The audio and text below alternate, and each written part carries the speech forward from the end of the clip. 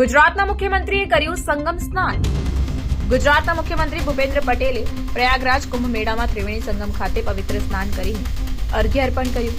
મુખ્યમંત્રી ભૂપેન્દ્ર પટેલે શુક્રવાર 7 ફેબ્રુઆરીએ બપોરે પ્રયાગરાજના કુંભ મેળામાં ત્રિવેણી સંગમ ખાતે શ્રદ્ધાભક્તિપૂર્વક પવિત્ર સ્નાન કરવા સાથે જળ અર્ઘ્ય અર્પણ કર્યા હતા.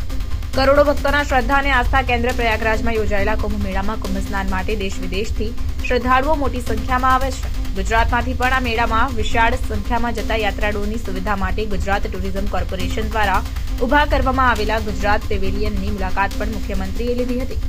મુખ્યમંત્રીએ શુક્રવારે સવારે પ્રયાગરાજ પહોંચીને સૌપ્રથમ બડે હનુમાનજી મંદિરના પૂજન, દર્શન અને આરતી કર્યા હતા અને સૌના સુખ, સમૃદ્ધિ તથા પ્રગતિ માટે પ્રાર્થના કરી હતી.